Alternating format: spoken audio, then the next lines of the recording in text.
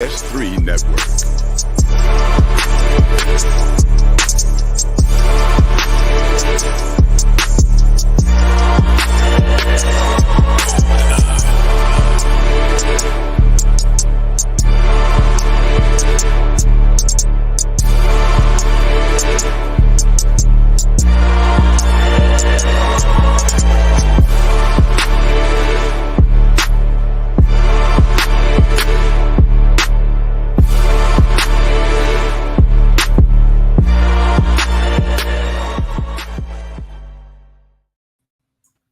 Oh, you can wear the fitting. You can wear the fitting. You all right? You all right? Nah, you home, man. You home, man. All right, welcome to the Forecast. We review movies, films, documentaries a completely different way, 4 different perspectives. We will not have Wilkes on tonight, but we will have a special guest in RaiderKev, who's a frequent viewer and commenter, and he'll be coming on here shortly, hopefully. And tonight we're reviewing Dead Presidents, a 1995 film. And before we do that, though, we were having a conversation in the background. We wanted to bring you guys in. I don't know what you're talking about. Yeah, you do. Talking about parenting and girls and how they. Well, let's just say this. For all those parents out there, not only we were actually talking about parenting as your child is an adult, and how there are some challenges that go with that because they think they grown. So if there's any parents out there who's dealing with that, you're not by yourself, number one. But number two, I want to say as well that even if your your children are still underage, that there are going to be some challenges. So my main point of this whole conversation is don't beat yourself up about your kids, because there's going to be some challenges, and it ain't never been no book published on how to parent Africans. Bless you. Yeah, challenge. All right. Go ahead, A-Trap. I don't know if you were holding your hand because you was about to sneeze. I was sneezing. Okay. $20 down the drain. Yeah. So let me just say this. We've often joke about how we should sell our backstage, our green room, behind the scenes conversation as a show itself, because sometimes there are some of the most prize-worthy information being shared there, Right. So in addition to that, we were also talking about last week. If you did not catch the show last week, I can't even remember the review right offhand, to be perfectly honest with you. We all gave it 5. We all gave it 5. No, I can't even remember what we reviewed. They cloned Tyrone. Okay, they cloned Tyrone. Okay, because to me, what surpassed what we were reviewing was the moment that David Wilkes had. And I don't know how many podcasts you watch. I don't know how often you watch this, but if you missed last week, you want to go back and check it out, because we had such an authentic, organic moment with Wilkes, as we review the film. So again, we'll remind you that when we watch these films and review these films, it's really just an excuse to get us talking about whatever we're inspired to talk about. Yeah, and like we also mentioned last week, it's a sense of therapy for all of us, because we've all been through stuff during that week or on that day, or it brings up memories of things that we've experienced. So yeah, that's why this show is really about that. So Dead Presidents, give us a description. A little plot. Okay, so soldier Anthony Curtis, played by Larenz Tate, returns to his Bronx home after a nightmarish tour of duty in Vietnam. But the nightmare continues for Anthony and his friends as they suffer the indignities of trying to find steady work to provide for their families in a flagging economy.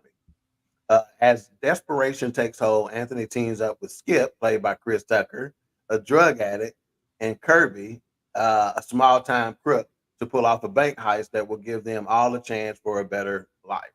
This was originally released in the USA on October 4th of 1995. It was directed by the Hughes brothers, Albert and Alan.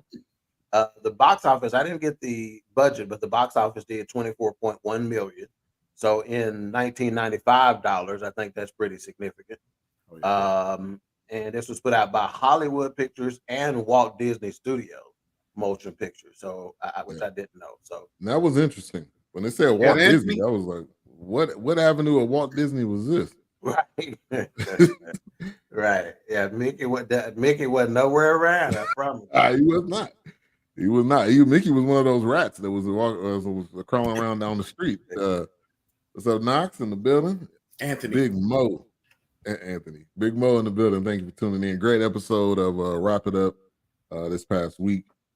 All right. So this is a classic for me, man. I could watch this movie at any point in time. It's just one of those movies that it takes you back to my first time watching it, but also it takes you back to that era during that particular time. So I was definitely looking forward to this one to review it. Let's get into some initial thoughts. Before I do that, man, ran off, didn't he? All we saw was chairs spinning. I thought they did that on TV, man. We're supposed to get out of a chair and he just left with the chair spinning. That's all we saw. They tried to move fast. I didn't know if it was a ham sandwich in the kitchen or something or what. Disappeared in the darkness. I dropped some LBSs. We just saw smoke and a chair spinning. That's all we saw. Right. I lost some LBSs. I'm back. Tasmanian devil style. Benita A. Whitfield in the building, the artist formerly known as Whitfield. When you gonna drop another single for us? Hey, and we need you at the BSC Network That's Awards. right. You can drop that single. You can set up a table in the back. Merch. Now, Benita, ain't even invite me. Merch. Oh, you invited, man. Ain't even invite me. You know what I'm saying? You ain't never got that. What's the little thing? CITFO. What's that? Oh. Shut the C. Cut the F out. Oh, okay. I thought I was talking about CTFU. You blew me, man. Yeah. I went to public school. Big Illinois in the building. Strong C student. Somebody said, "What's up, y'all?" This is in one of your chats. Okay.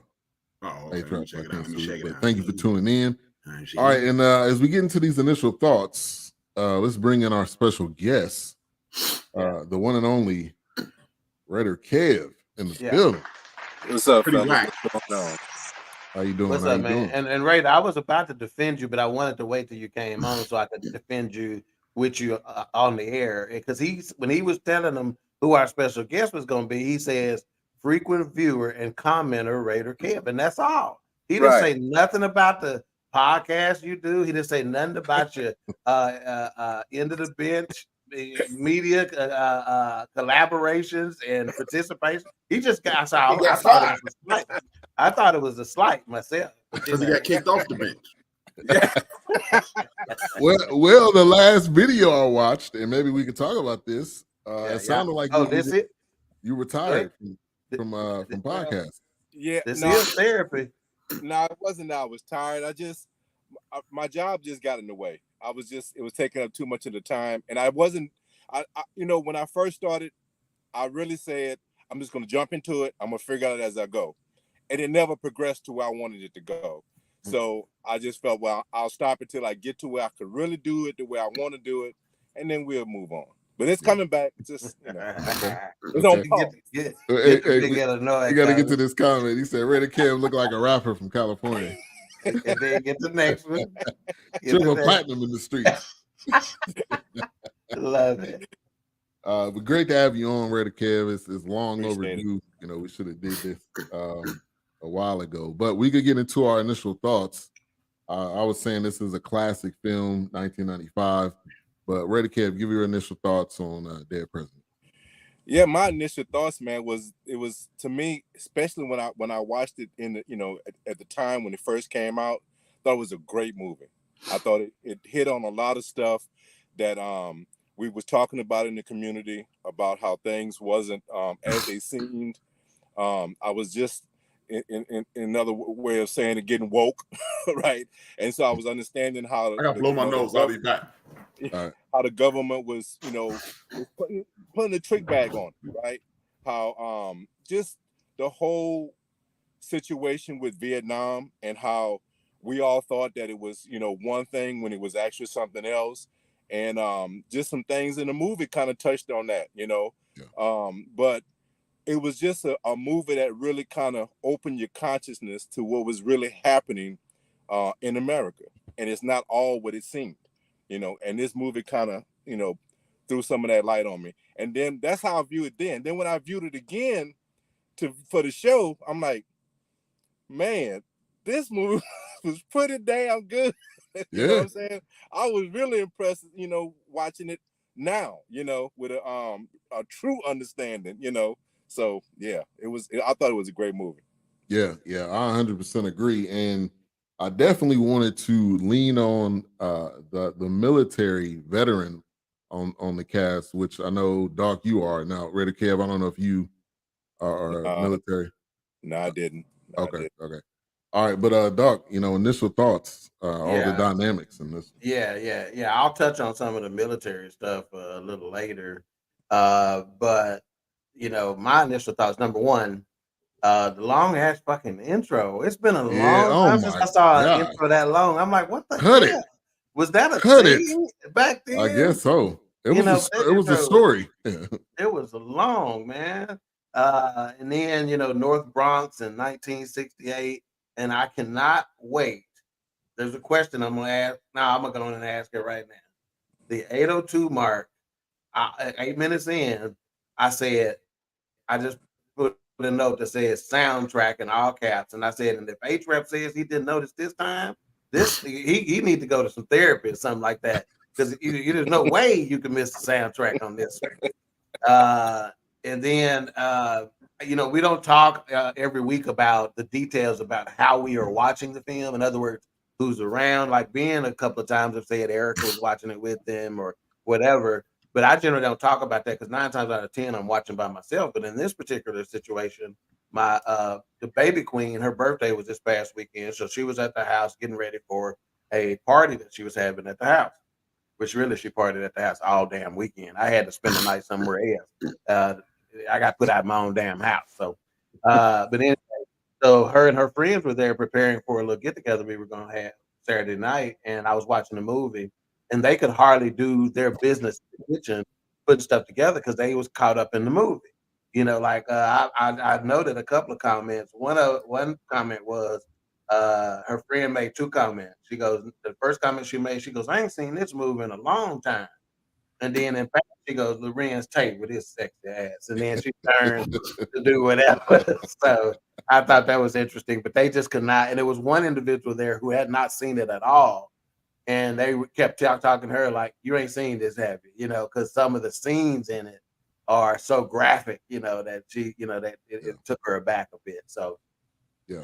But that long intro, man. But I love the way they Bronx this thing up, the Bronx 1968. I just think that's fantastic. Yeah, they did a great job at showing that area during that time, showing us and how we, how we do and how we interact. But initial thoughts, H-Rep.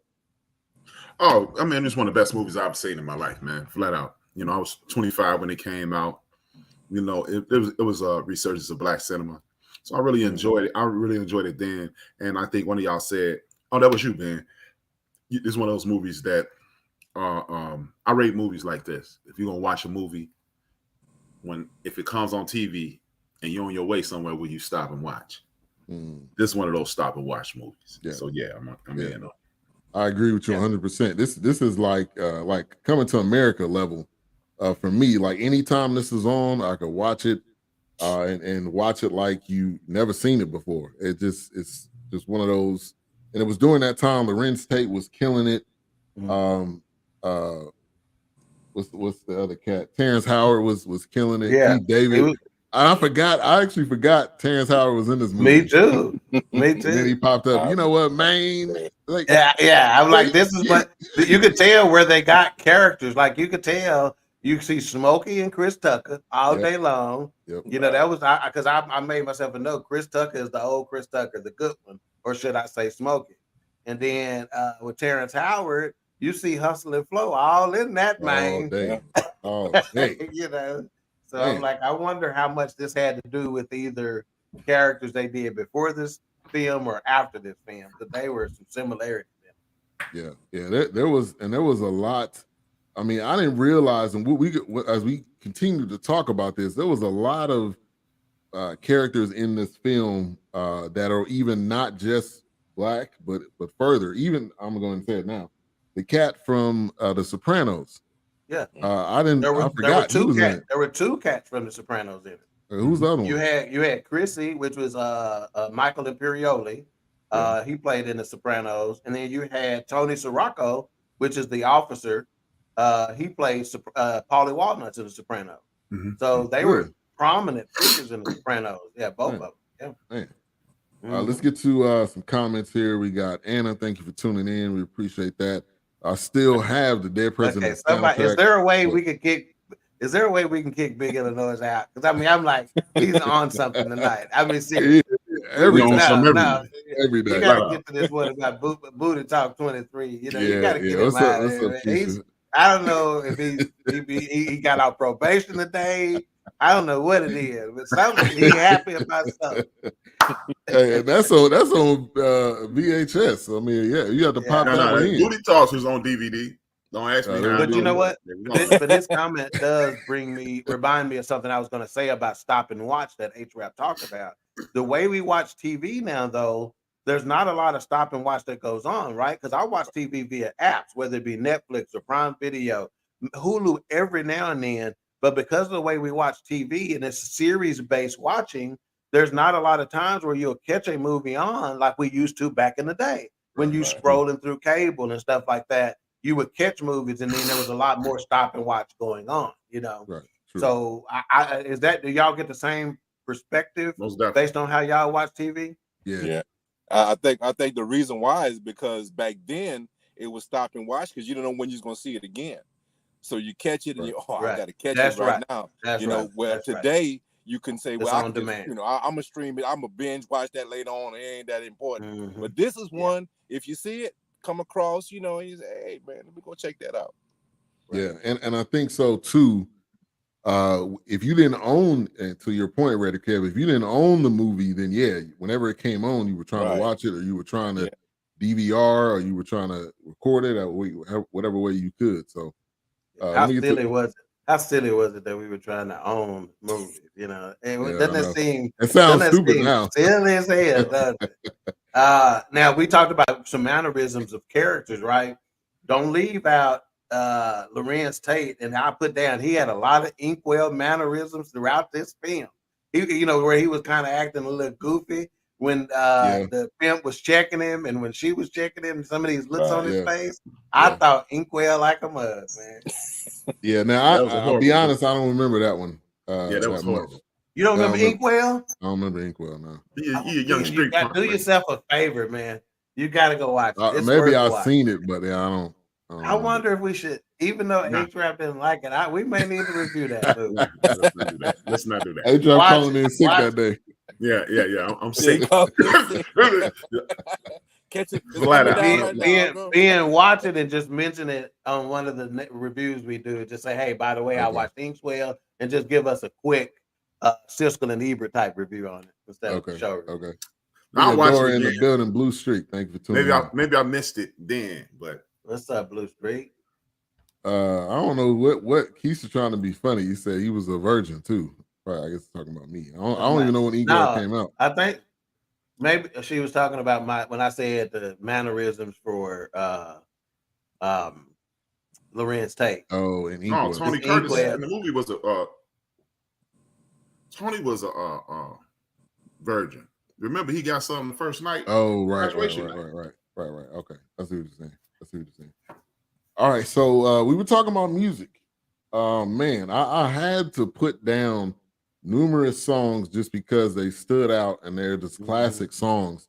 The first one, The Impressions, Keep On Pushing, and I think that was when he was, walking up to the store. He was walking in the street, and that reminded me of Malcolm X when Denzel and Spike were walking down the street, and it seemed like they were just walking down a long road. But that was a nice intro to that moment when Larenz Tate is kind of graduating, or he's about to graduate, and he's heading to the pool hall to the spot. You get that mixed up. That's when he came back from the military. I know what you're talking about. Oh, well, that's when he came back from the military. Okay. All right, so so A-Trap. Well, hang on. Let's get you brought up the soundtrack. I brought up the soundtrack. A-Trap. Hey! It wasn't no you know, you can't miss this soundtrack, Joe. Flat out. I mean, I done thought that about a couple other movies that we watched. Last week, I didn't think you could have missed the soundtrack and you missed it. Nah, man, I heard this one though, man. I heard this one. It's impossible to not hear this one. Impossible. So it starts off 1968, and they're in the back of a milk wagon. They're delivering milk. So him, right. Chris Tucker, and the other cat. And this was, man, classic Chris Tucker. Now, what I'm about to ask though was Chris Tucker the Kevin Hart of that time? Where he was in so many films and he became annoying. Not to me. I was a fan of Chris Tucker. Okay. He never annoyed me.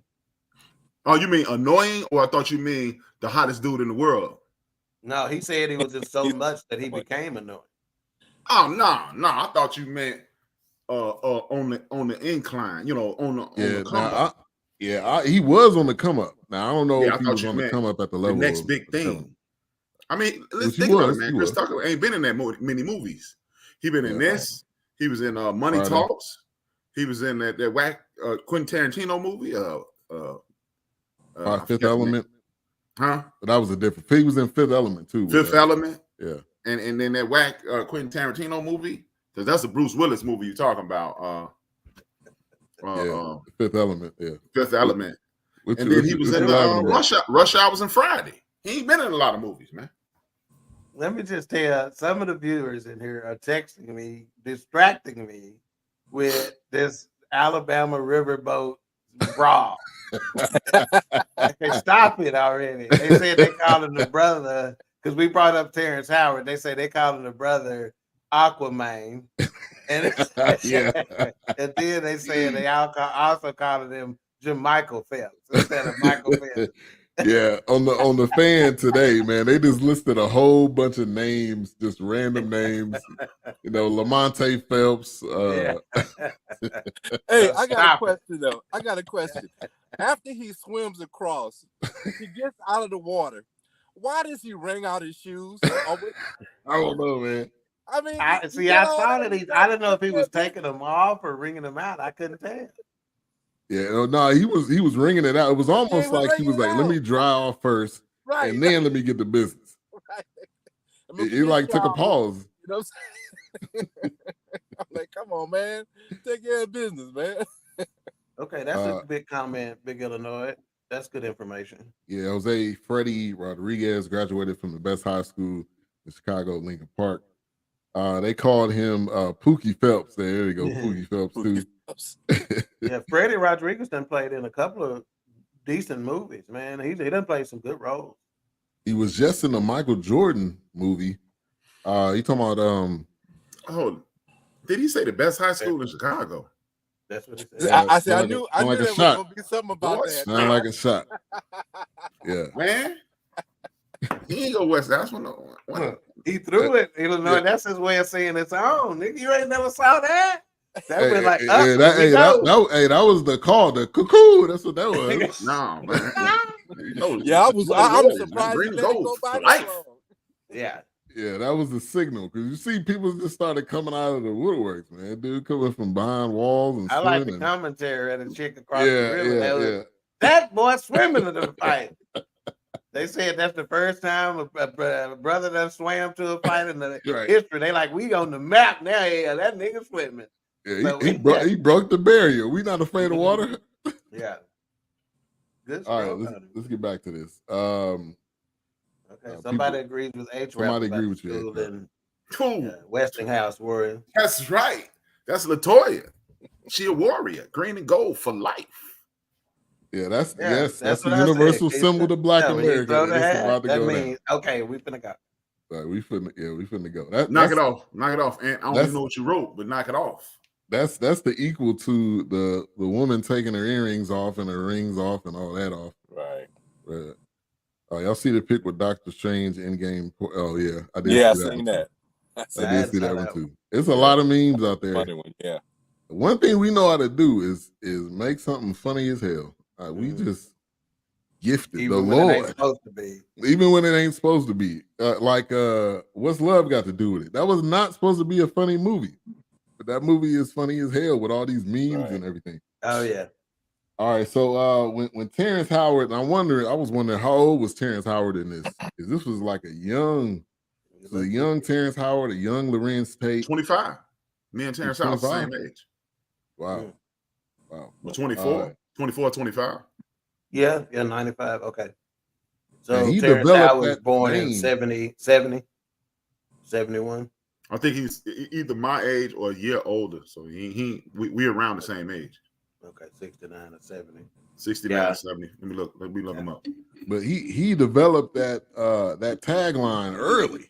Like as soon as he came on, man, we already knew. 69. That's what I'm saying. I think they like some of these characters so much as individuals that they like, we're gonna build the movie around this character. Right. Or at least the way they acted. Same thing with Chris Tucker. Like I said, that joke acted just like Smoke in this movie. Yeah, yeah. So they were riding in the milk van, dropping off milk or whatever. And Larenz Tate comes up to the door. Now, I don't know how old that girl was supposed to be, but she was, I felt like they were about to hook up before the older sister. Because it just seemed like she liked him from the jump. But I'm assuming she was somewhat younger than him. Allegedly, but they look the same age. But I don't know. It's black film women age. All black women look 14. I don't know about that. Before the liquor. All right, Big Illinois, I got you on your in Bush right comment. Just stay tuned for the beauty of the week, and we'll see how that goes, sir. Yeah. Larenz Tate and Keith David when they're driving and they switch. Now I don't remember that, but that whole scene was greatness, man. After he got his leg taken out, when he grabbed the wrong leg, before and after, all of it. But the moment when he lays down next to the dude with his leg off, that was I had forgotten that part. But RaiderKev, man, talk about that.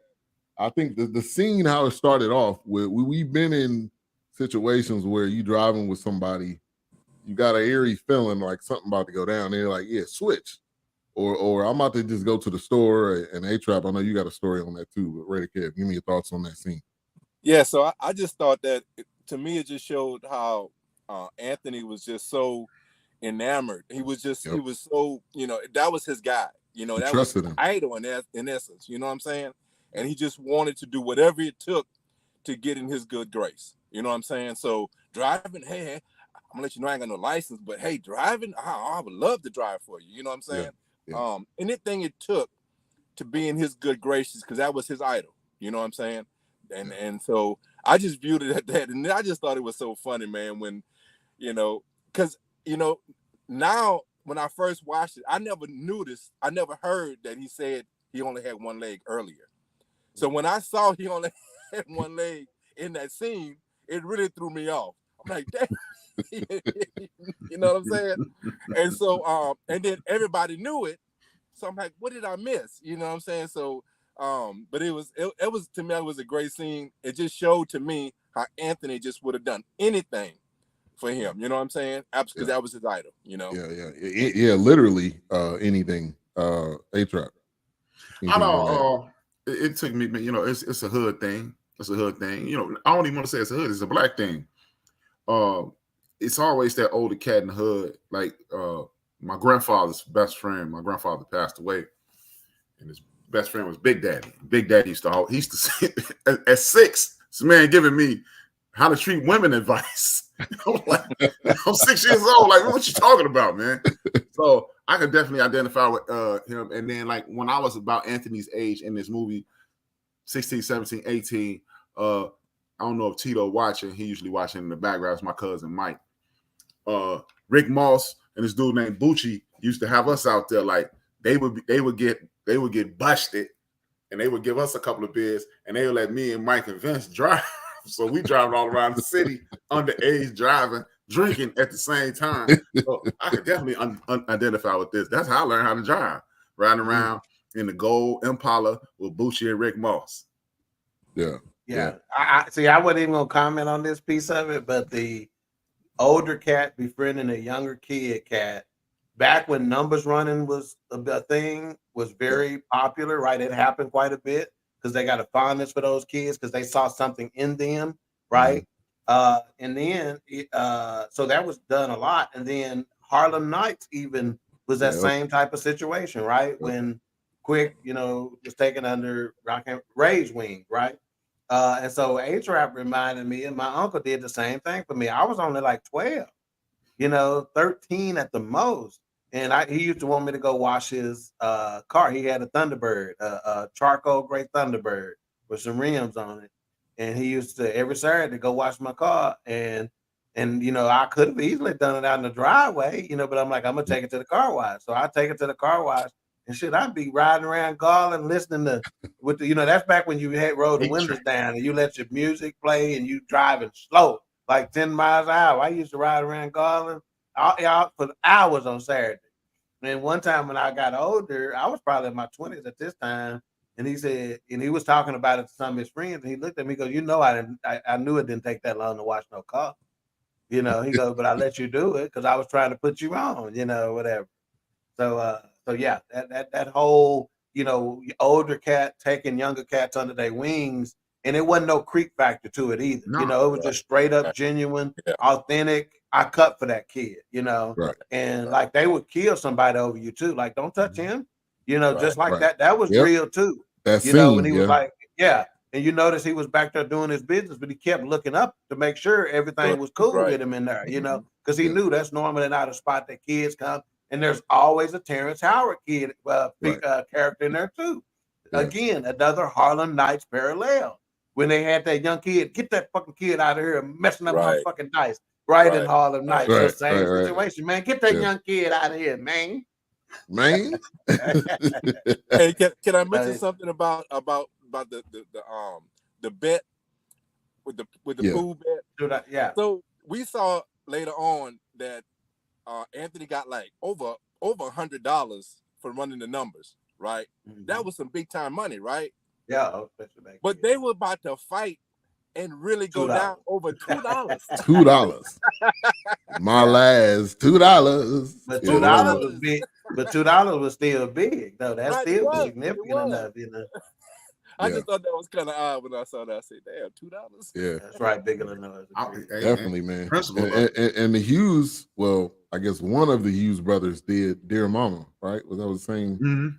The same cat, yeah. Trey Naturals in the building. Thank you for tuning in. What's up? And then you fast forward when he got back. Got me looking good still, Trey. When he came back from the war, and it was like, and they played pool again. And he was like, I ain't going down like that. Well, where that gun at? Where that knife at now? Yeah, he was ready. He was ready for him. Pool stick on his back. Yeah, he was ready for him then. I can identify with that too. I ain't go to war, but I can identify with that too. Fighting your nemesis in the pool hall. Well, the nemesis, I got the hell beat out of me by this gang called the Black Gangsters for hitting these 2 free throws. And after being on the football team, I bulked up. I came back to the hood, and I was daring one of them to say something to him. I told this one, you better give me some go ahead on, man. You don't want this. You don't want the smoke. Yeah. To shout out to Facebook user said, I need all my money. I see. So if you're tuning in any of the Facebook groups, do us a favor, go to StreamYard.com/Facebook. Give Facebook permission so we can see who you are, so we can give you the proper shout out. Let's pause a minute and talk about Keith David, man. His resume is massive, and in this era, he was in some of everything. He was a dad. He was a gangster in this. He was whatever in so many different films. So I just want to give him a quick shout out. I think he's been in at least a couple things we reviewed too. Yeah, and then even now in terms of television or series, he's in what's that church series? Greenleaf. Greenleaf. He's pastor in Greenleaf.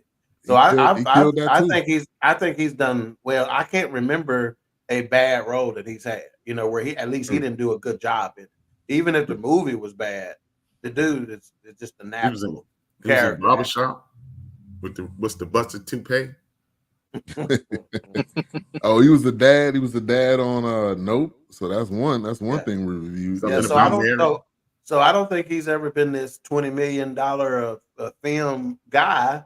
He's just been this steady Eddie, that's getting work and knocking it out the park, Yeah. But he's never typecast himself, even though he has such a distinctive delivery in how he does his work.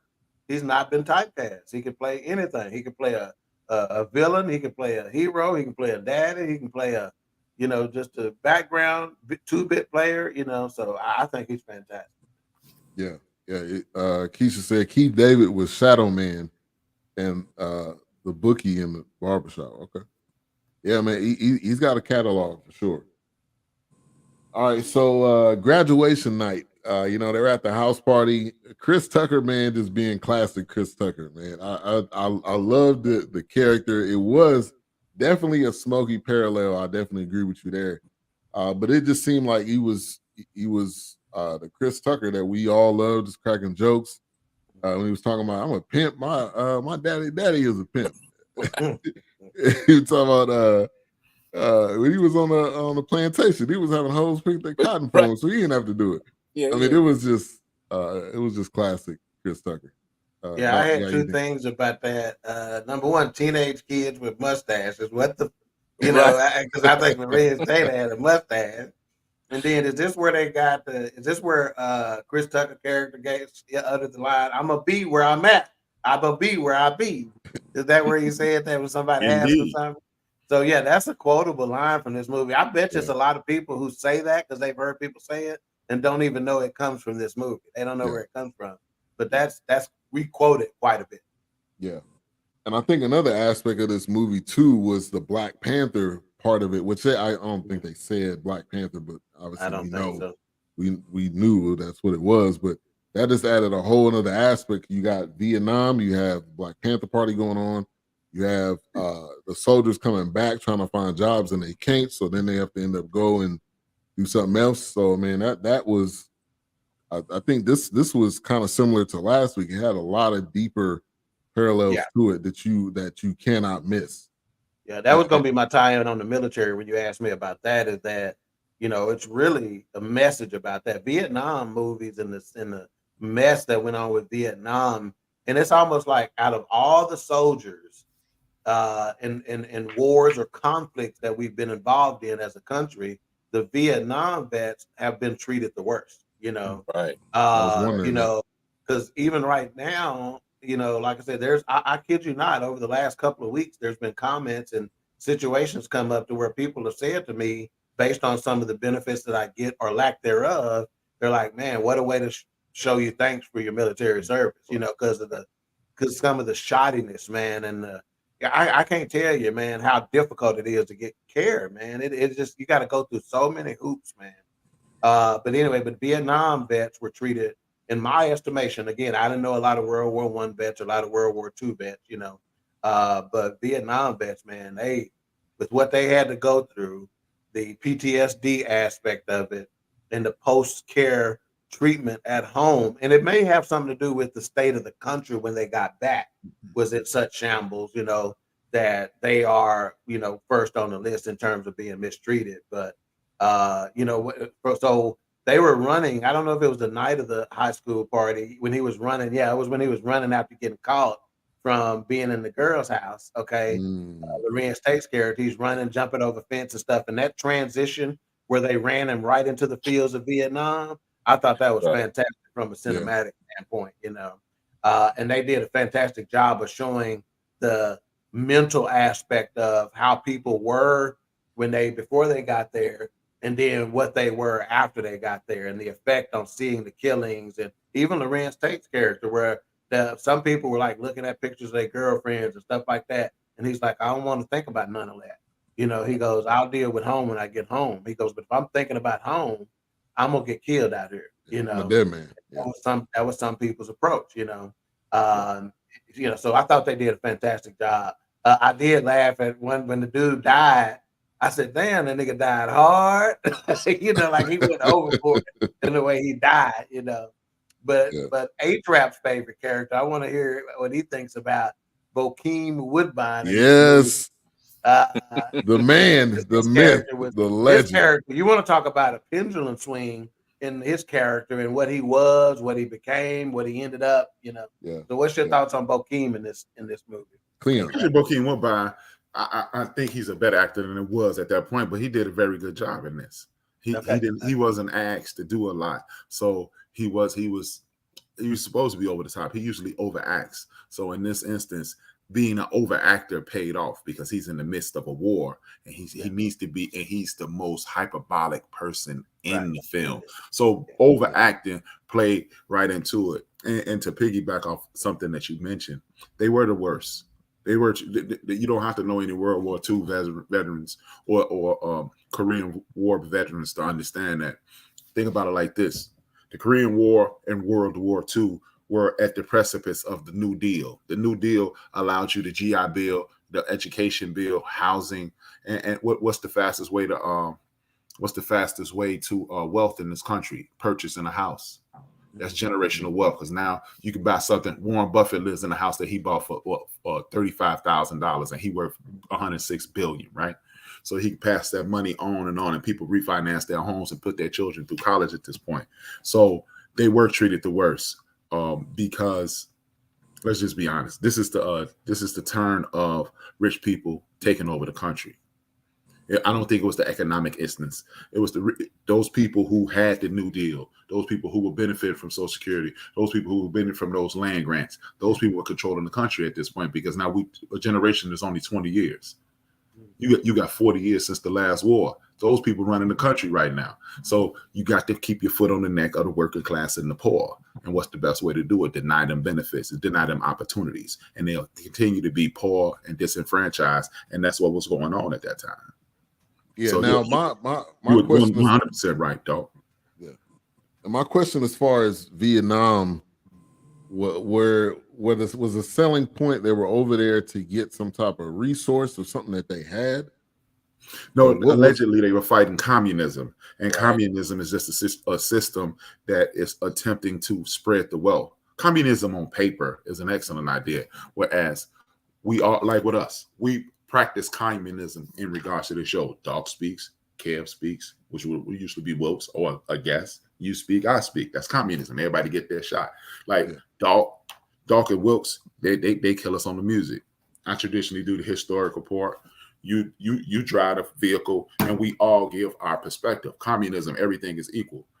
But when you factor in the human aspect of communism, now that's when greed, because Dog my boy, so I can't have him fixing cars. I need him to be X, Y, Z. I need him to be a vice president. RaiderKev, that's my boy too. I can't have him being a school teacher because that ain't enough for him.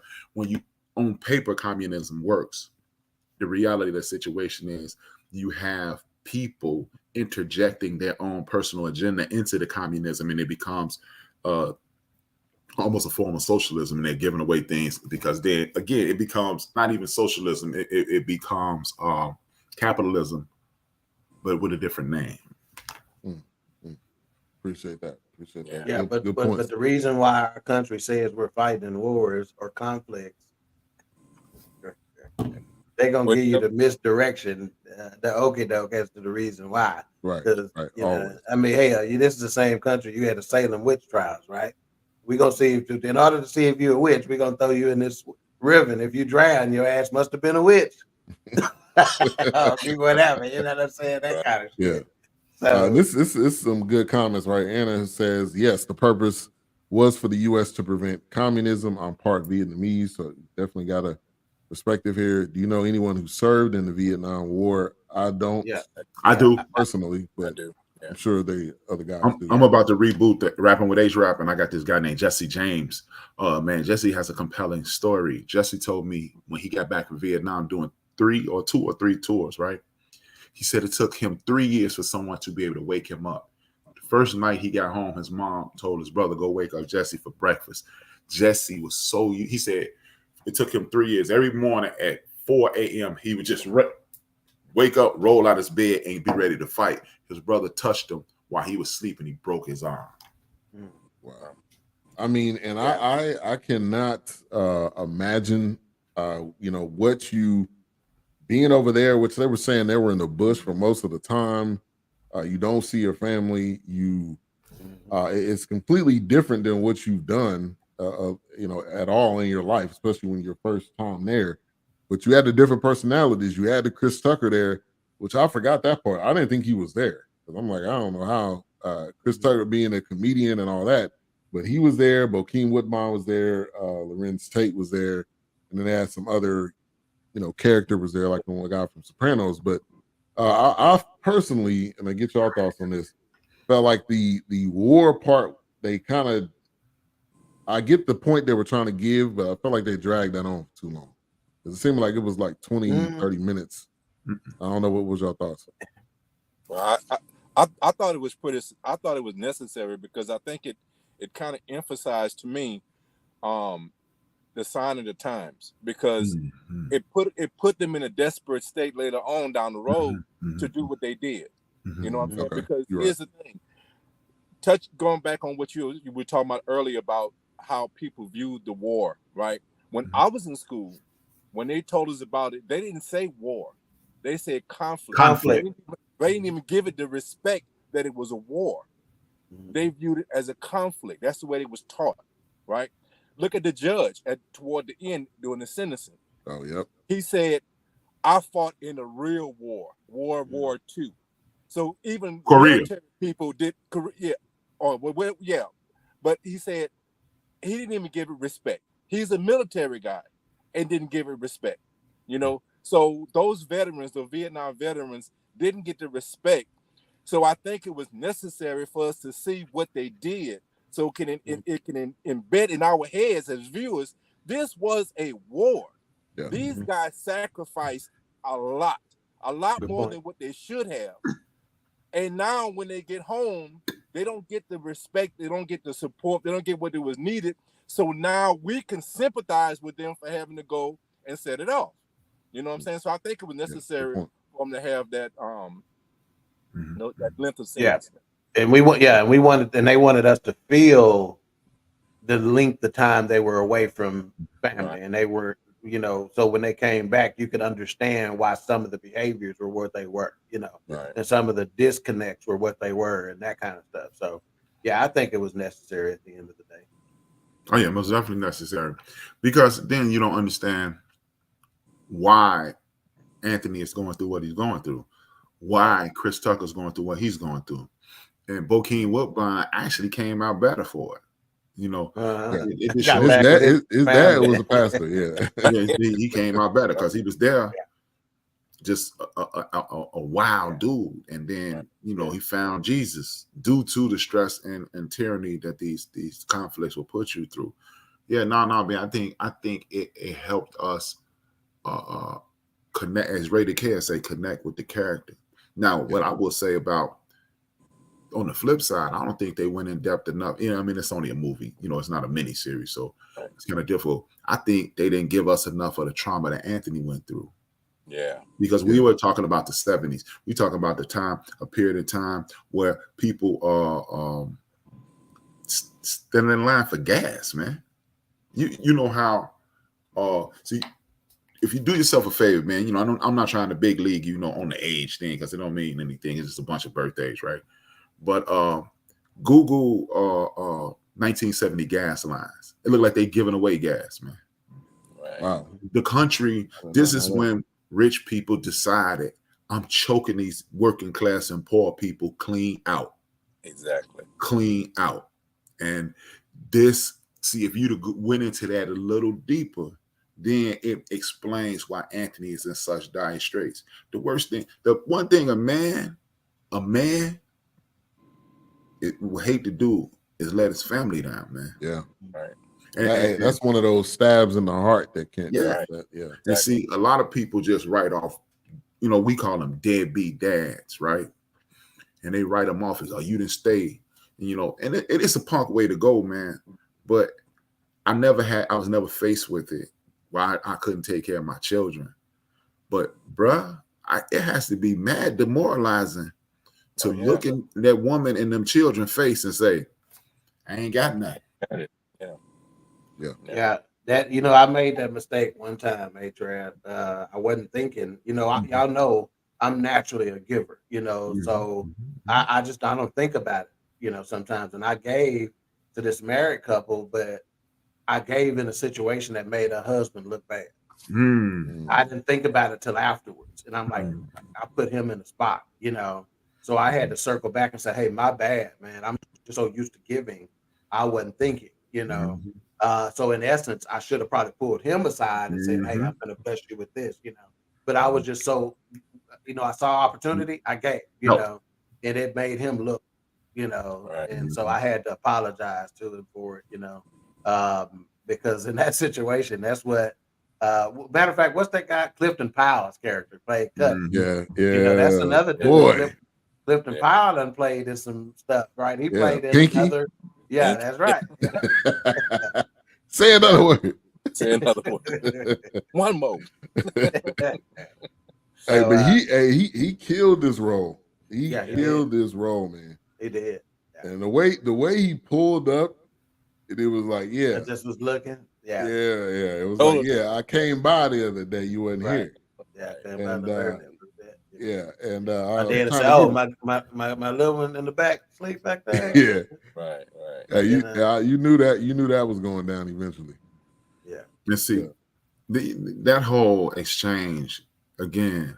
It goes back to the lack of community and our inability as people to communicate.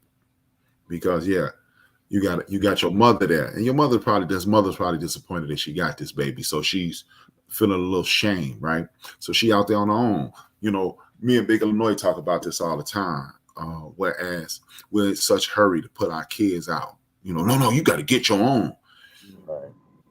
If your mother, and I'm not talking about her mother, I'm not disparaging her mother because she just did what she thought was right. You know what I mean? But her mother, in my opinion, see, this is the deep and ugly part of the whole situation. You got the mother who let this girl go out on her own, and she connects with a pimp. Right. And she's not for the streets per se, but she's lost. Right. The father's nowhere to be found. The mother working 12, 16 hours a day. She got the little sister she's trying to raise. So I'm gonna be susceptible to the cutties of the world. And that's the part that we have to, when we watching this story, a lot of people like, she's stupid for messing with this pimp. She's stupid for messing with this pimp, but she's not stupid for messing with this pimp. She just, as Nas said, she just a black girl lost. Appreciate this comment. Great topic, fellas. This movie is a classic and by far still one of my favorites. I agree with that comment 100%.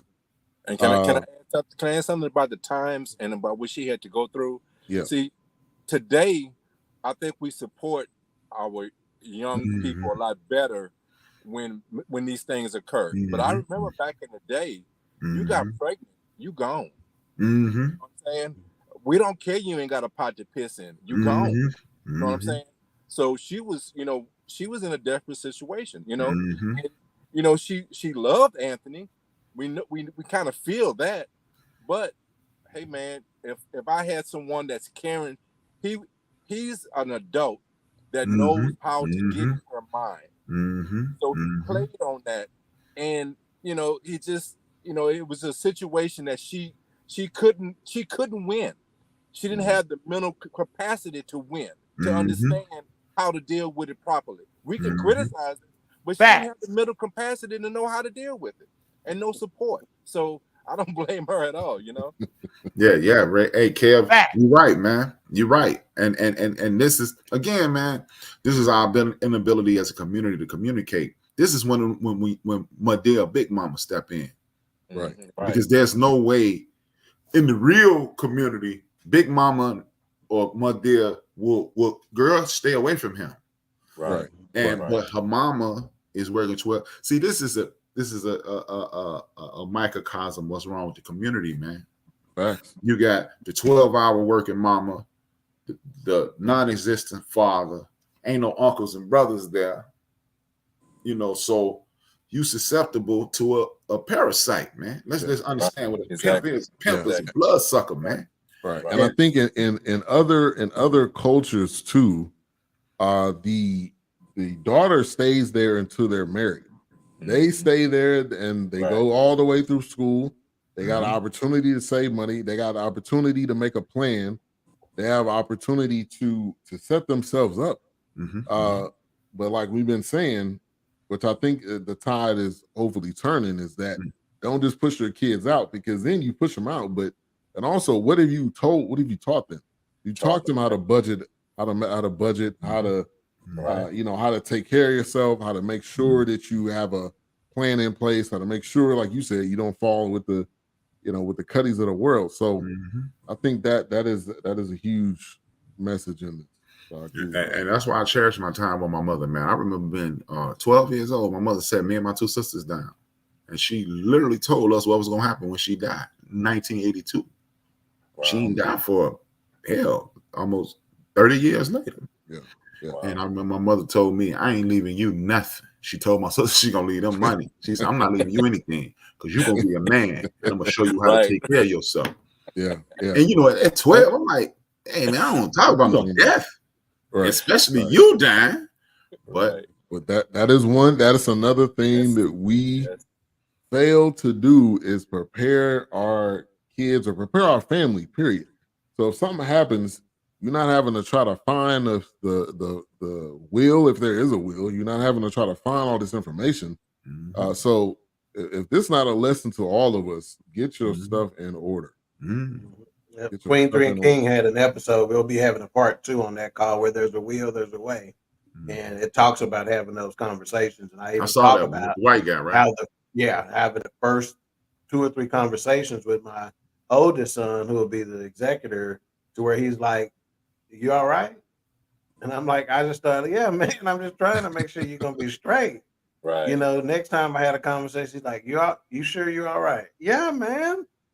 You know, I'm just trying to make sure, so now he understands that, okay, he's just trying to make sure I'm straight, because we done had now 10, 12 conversations about it, so because every time I make an update or there's some more value, or there's a new location, or there's a new password, or there's a new combination to a safe, or whatever, we having a conversation about it, so he's up to date on exactly where to go and who to talk to, so he says, okay, if you can't find this, go talk to Craig. You can't find that, go talk to Sean. You need to know this guy, go talk to him, So yeah, it's got to be conversations, but you got to have them frequently enough, then they won't be weird anymore. They're weird because we never have them. They're awkward because we never have them. They're uncomfortable because we never have them. Start having them. Yeah, but you're right, dog. Because me and BJ and Bria weren't even speaking at the time, and I say, look, we need to talk about this. And if I croak, this way it is. This is where you go. And this is a great comment. Life is about preparation. It is 100%. Yes. All right. So, go ahead. And everybody's born to die.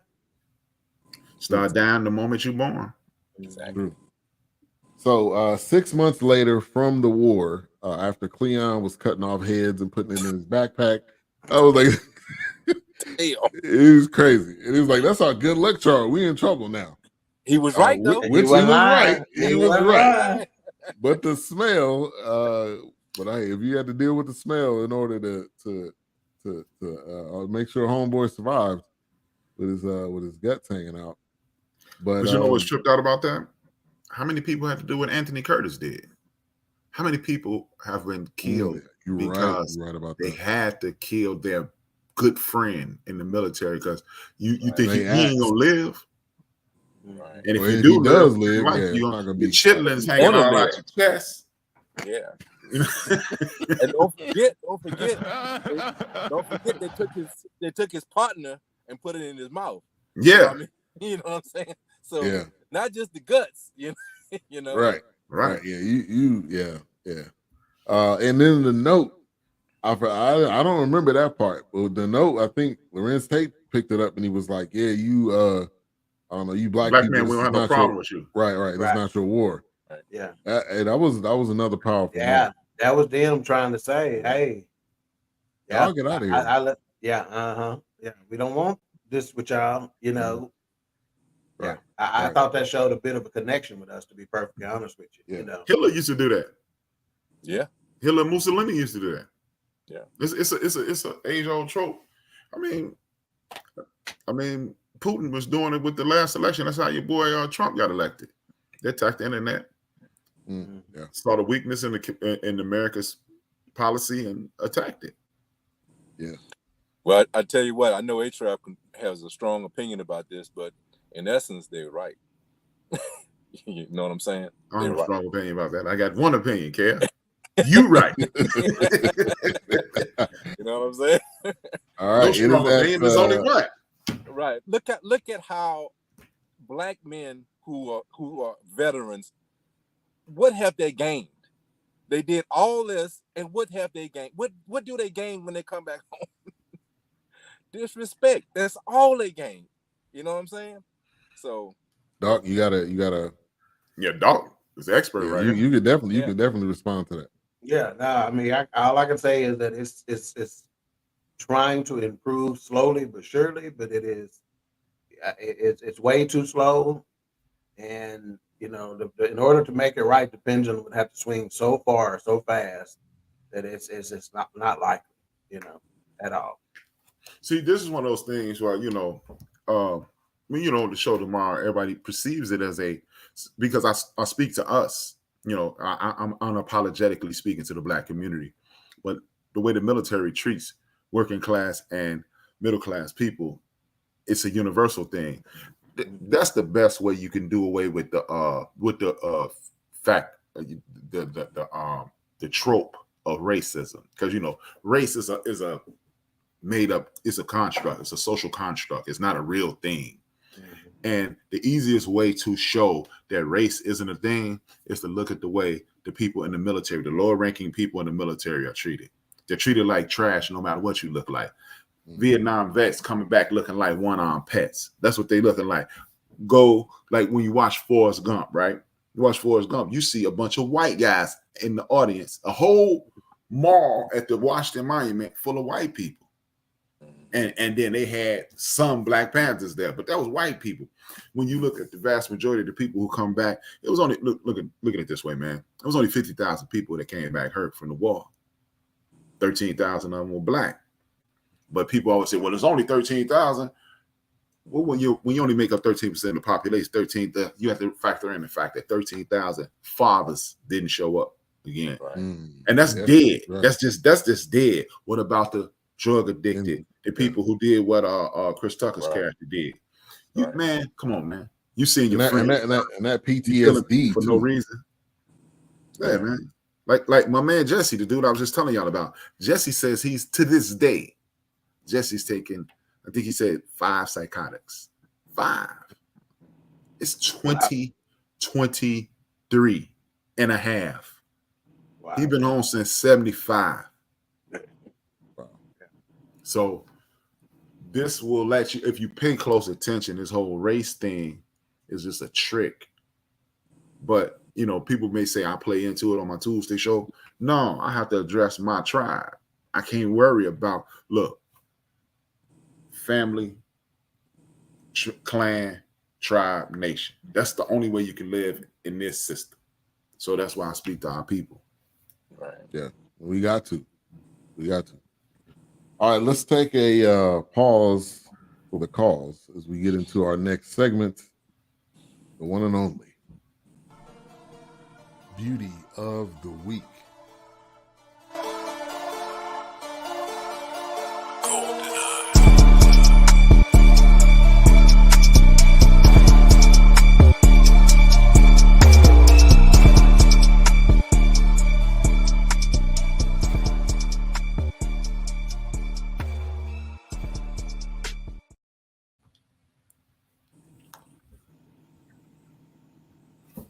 Oh, you're on mute.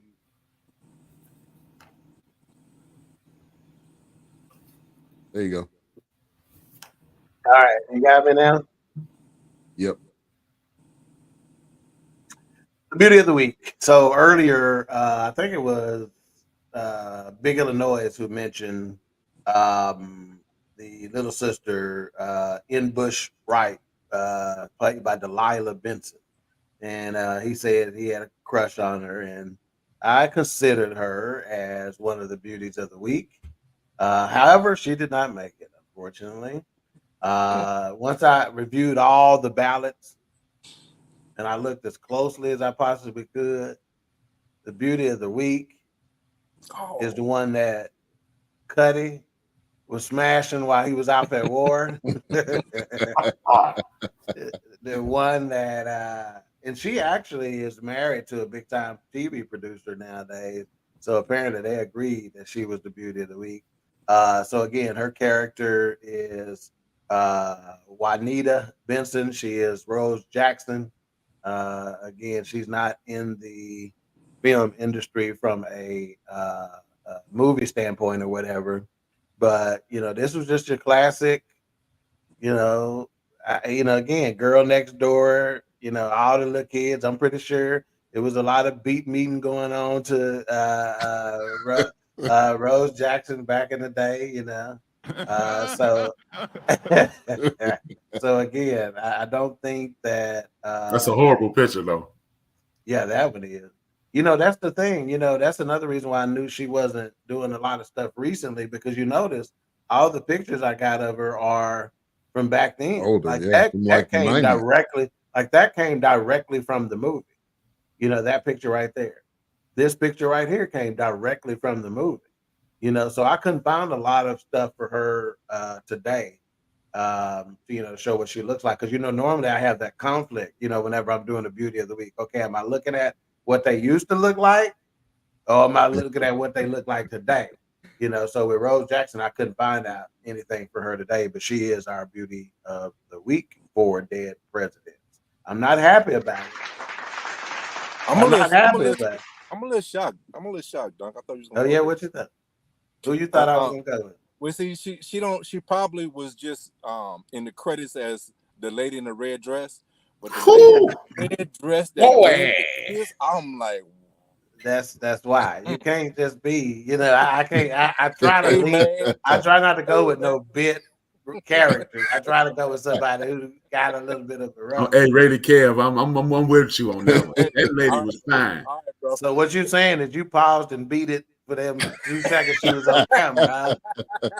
You got to see if you got to pause to beat it, then I can't. You can't. Hey, RaiderKev, we ain't have to pause it. We got iPhones. We just push both sides and screenshot it. Okay. So that lady was gorgeous. Because you talking about the one who said, I won $10 last night. Here you go, baby. That woman. Her lines. I got her lines. That's a grown woman right there, boy. That's 1972. Fine.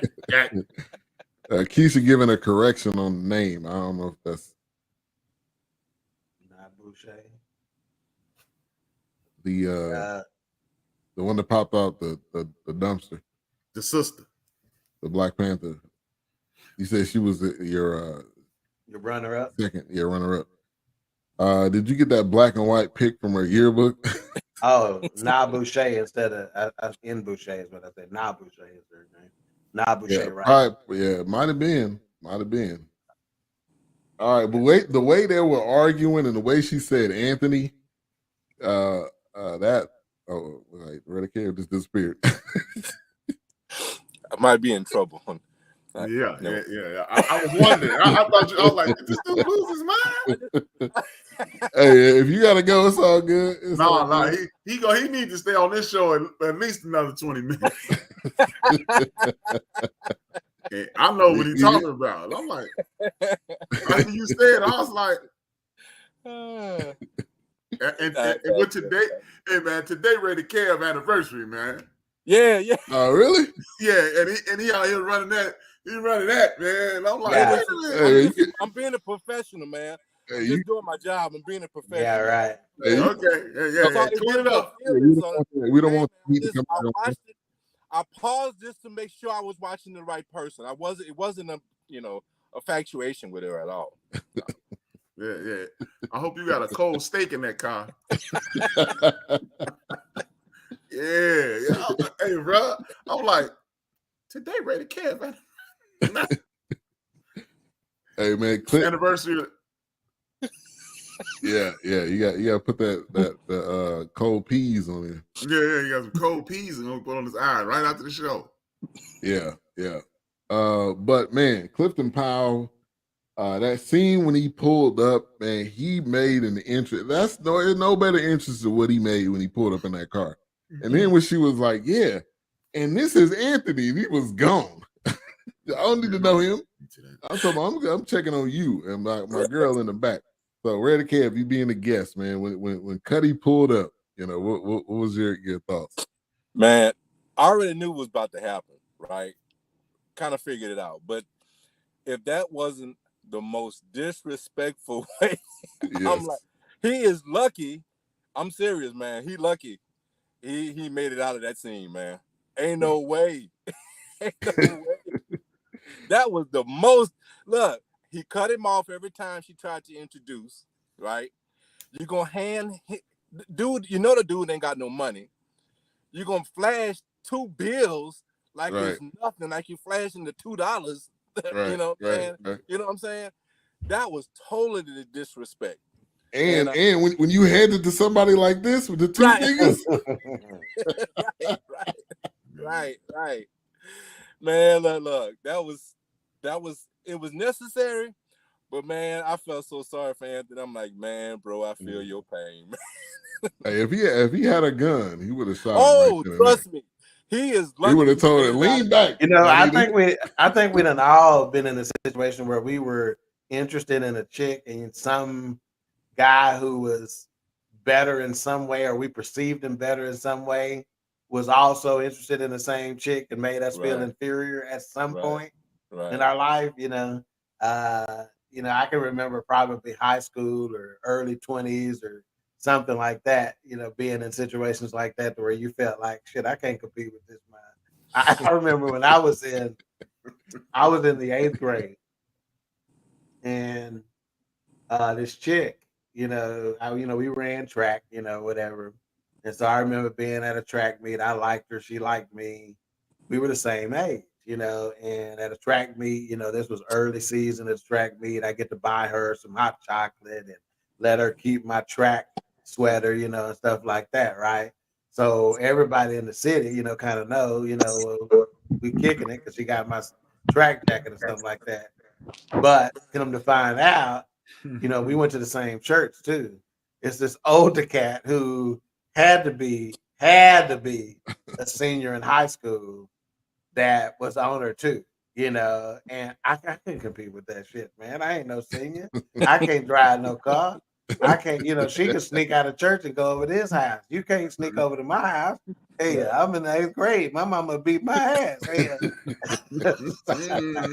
So I still, still to this day, I'm like, shit, if I didn't that nigga. So now when she be trying to reach out to me on Facebook and stuff, I be like, nah, back then you didn't want me. Now you're all on me. I ain't with it. I ain't with it. Hell no. With this, it's a lot of etiquette that went on right here. He did that to get at Anthony, man. Oh yeah. I've been at a bar before, and the dude offered to buy a dude and his lady a drink, and the dude, like a sucker, accepted it. Like, nah, man, don't buy my woman nothing. Yeah. Don't buy me or my woman nothing. Now, I told you once where I accidentally gave a dude, I gave a couple some, money or blessed him with something that made him look bad. Now, trust me, I've been in situations to where I was the ass. I remember last week when Wilk said, hey, is there somebody inside of me that I've been trying to crucify? I've been trying to kill. I've been trying to distance myself from, but I can't. I got to carry this dude with me. I just got to control it. So we all related to that, right? Because we all got this killer in us. So I have sent a drink over to a joker while her dude sitting right there. And matter of fact, I done sent both of them drink. When I saw he looked fun, I was going to swing both one over there now. See? And I bought him and her a drink. See, You know, so I got to bust your head to the white. I'm about to say, that seems like something you would do too. And You would just go like this too. Like, yeah. See, you'd had to whoop me that night, man. For real. We was gonna roll. Because Man. at the end of the day, man, a fight only gonna last 3 minutes. Stops. I got 3 minutes for it, man. I've watched it, man. And then that's why, man. I'm with y'all, man. Fast forward when he pulled up and he's walking out and he's like, "Oh, hold on." He was like, "You know what? I used to love to bring home the groceries." I mean, that scene was acting wise, that was greatness, man. Yeah, those two in that scene, just like Juanita. He wasn't lying. He wasn't lying when he talked about men love bringing home the groceries. Right. And that was metaphorical in some sense, you know, because you may not be bringing home the sack, pimp talk but you at least bringing home the bread that's going to get the groceries, you know, or whatever. So, yeah, that hurt him. And if on a day where he was bringing in some meat that he ain't got given, right? When he backhanded that nigga, the way he slid down them stairs, it was so funny. Yeah, it was. At first, it looked like he was about to walk off, and then he came back and hit him. Oh, that was a setup. Yeah, but that was that pimp, and he was like, "Yeah, now you need to consider me a family friend, nigga." Right? Pimps ain't on pimps. I ain't never known no pimp that's just gonna straight up whoop you. Like if everybody know y'all finna fight, we drop the glove, let's go. You know, they ain't no fighters like that. They gonna have to one up you or trick you out of snuck a punch to get the upper hand to be able to do what you need to do. That's why he was like, I don't want no trouble. You know, turned away, and then he knew his guard was gonna be there. He thought you done scared me and popping real quick. I thought he was about to walk off of one of them steaks too while he was at it. One of them steaks and meat going down the stairs too. Now you gotta put it back in the bag. And he should not have been trying to deny or turn it. He was gonna try to turn them steaks down. Boy, what you talking about? You better get that meat here. You know, that's why your ass in the situation you in. Bring on the bacon and even if pimp told him, don't let that pride get you. Right. You need to look at me as a friend of the family. Right, exactly. He literally was bringing home the bacon. Yeah, that's right. That's one of those moments, man. See, but that's the problem, man. Hey, man, I'd have been smiling on my mug shot that night because he'd have been telling me that. Yeah, I'd have killed him, man. I mean, dude, you would think about it, man. Anthony is a trained killer, and you talking about stepping in on my family, man. Yeah, right. Right. That's how I had to snake him. No, at that point, you snuck. He wouldn't have snaked me because I would have hit. When he'd have said, "You see me as a friend of the family," I'd have set my bags down and worked him. That's the only way you get that message through, and you know. But yeah, when he hit them stairs, it was over with. By that time, all you had to do was come down the stairs. Your head already hit the back of the stairwell, or the radiator, or whatever that was. You done at that point.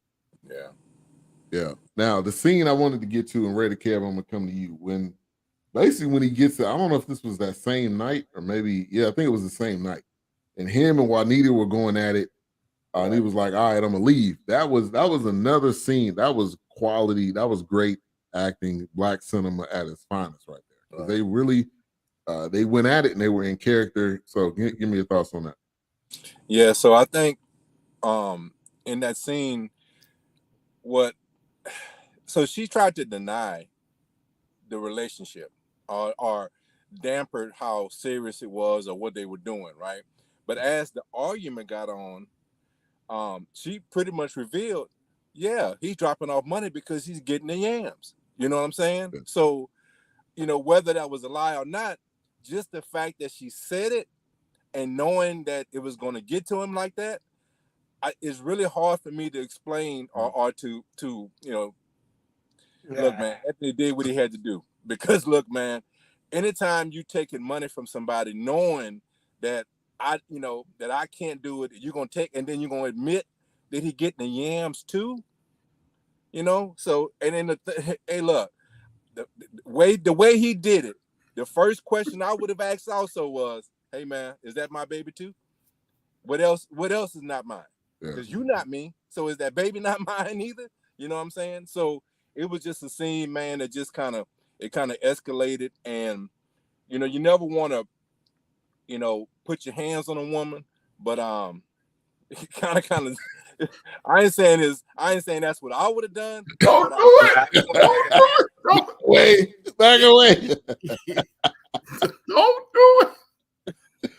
Especially on your anniversary. Don't say that. Yeah. Oh no, man. Well, I say it for him. Shit, I wouldn't do it, but I understand. I'm just gonna that's tell what I'm you, saying. sometimes that Keisha put it up there. She goes, when he snatched up by the neck, that was great. She understands that sometimes you gotta choke a bitch for 20 seconds to let her know what's possible. Not 25. That's all. No, 20 seconds. I trust me, RaiderKev. I'm not talking. I didn't put it into practice. It's 20 seconds.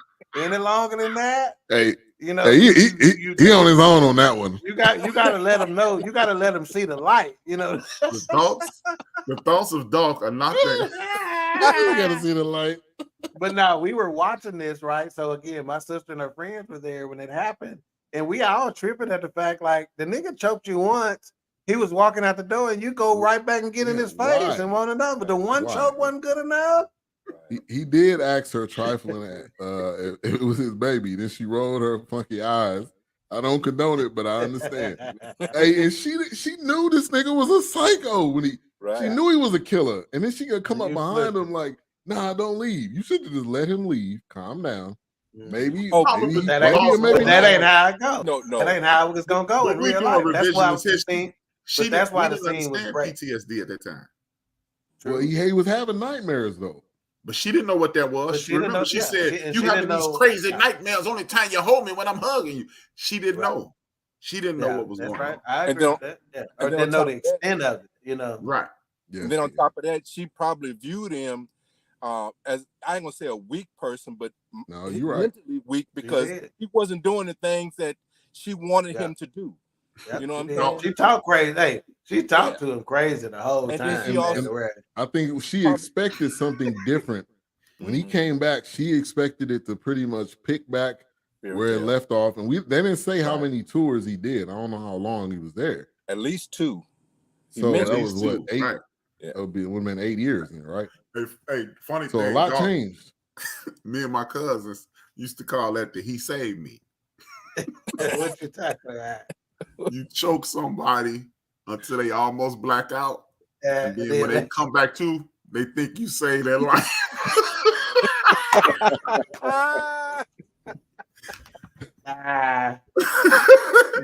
Man, Brian saved me.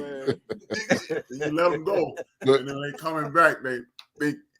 You okay? You all right? It's because of you. He saved me. He said, depending on the area of the choke, she wouldn't have gotten turned on. Would not, not in that situation. No. When he said, no, and some of them in their situation, man, that's why I thought the scene was so good, is because this is not so far off what toxic relationships are. They got that on their nail on the head. Some chicks are gonna get turned on by that. They like that, man. When he grabbed her by the neck and he was going like this and her legs was moving. No, that's the truth. Shit, I'll debate that to the end of time. Some chicks out there dig that kind of shit. That's what you think toxic relationships are for. Yeah, that's why they call them. They didn't get famous. People ain't talking about toxic relationships because they don't exist. Yeah, that's the kind of shit that happened. It's coming right here. I'm telling you. Shit. Boys. Yeah. They don't have to be toxic. See there? Look at that, right?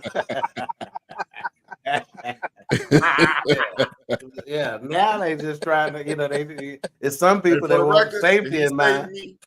Me, Mike, Vince, Cap, and Chris, that he saved me is only applied to dudes. What you talking about? When I said that he saved me, I was at the men. Oh, so you wasn't talking about doing it to women? No, I wasn't talking about he saved me with women. Dude gets smart, but you just choke him out. And then that's a lie. I ain't never gave a woman that he saved me. Maybe not you. Maybe not you in particular, but I'm sure some of your boys, man. Hey. These my cousins. We ain't he saving those chicks. Thank you, Keisha. Tell the truth in this. See, let me put it like this. There's a lot of folks that won't admit the facts of this. And this is just the truth. Yeah. It's just the truth. We're not saying we proud of the shit, but it's the truth. Yeah, but in that particular scene, I knew he was gone. And it wasn't no turning back. He was what done. You don't understand is what kind of scene you think she's talking about? You think it's that we just sitting around the couch watching the fucking Brady Bunch and I'm gonna choke you and then you're gonna get more? No, they arguing about some shit.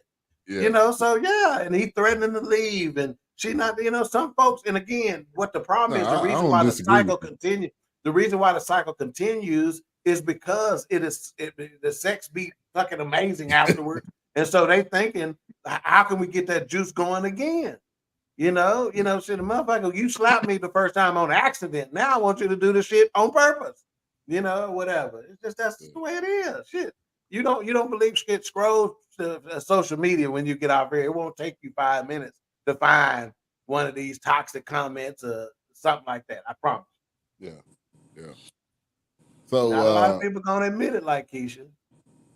Now at the Theodore said nope. Yeah.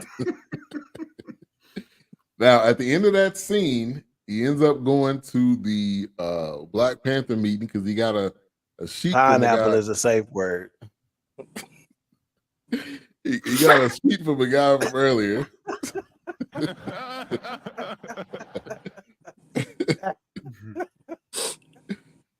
That's tough. Didn't y'all hear that comedian say so? Is what did he say?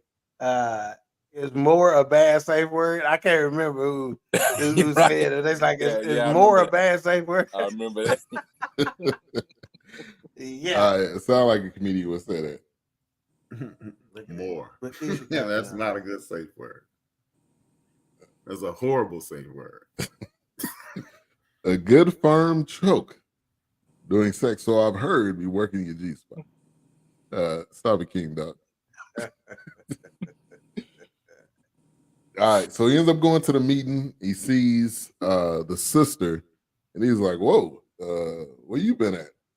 What you into?" And that goes into a whole other dynamic of people that fought in the war, and then the other side that didn't agree with it. It was like, you fighting that white man's war while you over there doing that. So you can see also because Larenz Tate, man, he was like, "Nah, I'm here to do this," and he wasn't. I'm halfway in and halfway out. When he was over there to do whatever the mission was, and right. His sister was on the other side of it. Like, "Oh, I'm glad you came back. Hopefully, you know, you get what'd you get from this, you know, kind of like that side of it." So that was a nice scene in the conversation inside the diner. Anybody want to share some thoughts on that? RaiderKev, I'm gonna eat. Well, the thing about it is that I think, and Doug can probably attest to this. So is when you're in the military, it's not like you have options. You're gonna be on board. You know what I'm saying? Once you're there, you're gonna be on board. So when I'm out and you criticize what I did, now what you're saying is I had options. It's like you know what I'm saying? And then think about those times too. Wasn't they were being drafted? Mm-hmm. Right, you know right. What I'm saying? It wasn't like I even volunteered to even go. Period. Mm-hmm. I got drafted. Anthony did. Yeah, right. Exactly. Right. He chose to. Yeah. Right. But the point is, not only did I not choose to go there. Once I was there, I didn't have options. But now when I come home, I'm being criticized for what I did. That's right, man. You know, it's enough. The powers to be are, you know, I'm back home and I'm not getting their support, regardless to what I did for them. Now my own people criticizing me because I did what I had to do, you know. So that was, you know, I think that's some of the trauma I think these veterans go through because they don't have the support from no one. Mm-hmm. You know what I'm saying? And I hope things change, but I mean, back then that was the issue. You know, I remember my uncle served, and he was the coolest uncle, right? But the thing about was he just wanted what he did to be respected, because A, he didn't have a choice, and B, he did it in a manner that was respectful to him, and he just wanted you to recognize, look, for one thing, I understand that wasn't our fight. I get all that. But understand, I'm back. I got all my limbs. I'm healthy. Mentally, I'm okay. Give me credit for that, because what I could be is a monster. You know what I'm saying? Yeah. But that's not how they were, viewed. So the way she approached him with the the communism, the whole thing that he was something that he wasn't, I think was I don't know, man. It's just another layer to his drama. You know what I'm saying? Right. So another reason why he was choosing to do what he did, and he was kind of going from already being in an argument, already feeling like I can't provide for my family. Me and Juanita, we done. To like, this is even more reason why I need to go ahead and you need to go ahead and ride. Set it off. Yeah. Well, it's not only, we RaiderKev talked about his options, like he didn't have an option but to fight that white man. What a lot of people don't understand is that before they even go into the military, that is the reason why some folks will volunteer. That is the reason why some folks choose that route, is because they don't feel like they have any options at home anyway. So they're like, I gotta go.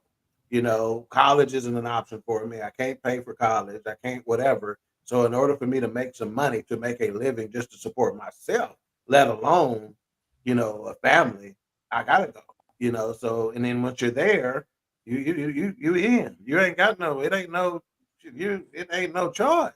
You in, and you got to make it your own. Even when you're in the military, I promise you, the way back then, especially back when I was in the military, even the way you saw your presidents was different. You saw them as commander in chief, and you didn't give a shit what folks thought about them as individuals. That was your commander in chief, period. And there was a loyalty to them. So yeah, it's a lot more complicated than folks make it seem. And I had an issue with how they were treating him when he came back, in terms of you fighting that white man's war, you doing this or you doing that, as if he could have did something different. Right. And his mom was, when he came home, and man, that probably the first home cooked meal he had in a long time. And she like, why don't you talk to me, or what? How was it? And he was like, I don't want to talk about this right now. You don't really want to know how was it. But she didn't agree from the beginning. So I think her sense was like, now you back. I mean, what did you get from it, and kind of all that, because they wanted him to go to college, which his brother, who was, I forgot the guy's name, but he was on Isaiah Washington. Isaiah Washington. That was another quality prominent actor, and the mom, who was Jennifer Lewis. Man, she wasn't funny in this at all. Mm-hmm. And normally she funny, but she played a pretty serious role in this one. But you know what? This is also a microcosm of what's going on in the world today. Doc has mentioned on several occasions how he was called super nigga because he had aspirations of being in management. And instead of congratulating him and saying, hey, brother, go ahead, get in so you can help us out, we have a person to fight for us on that side, you got people criticizing him. And it's the same thing with Anthony. Anthony went to the military because, as Doc said, he felt as if he didn't have any other options. It ain't like you was going to invent a computer. You weren't going to start podcasting. You weren't going to do something that is prevalent today. Things were limited at that point. So it's either go to the military or get a job, which the jobs were scarce. So I did what people would consider at that time the honorable thing, and join the military, because the military is going to give me the GI Bill, and the GI Bill is going to give me an opportunity, and the opportunity is going to be plentiful because I'm going to be one of the more respected people in society.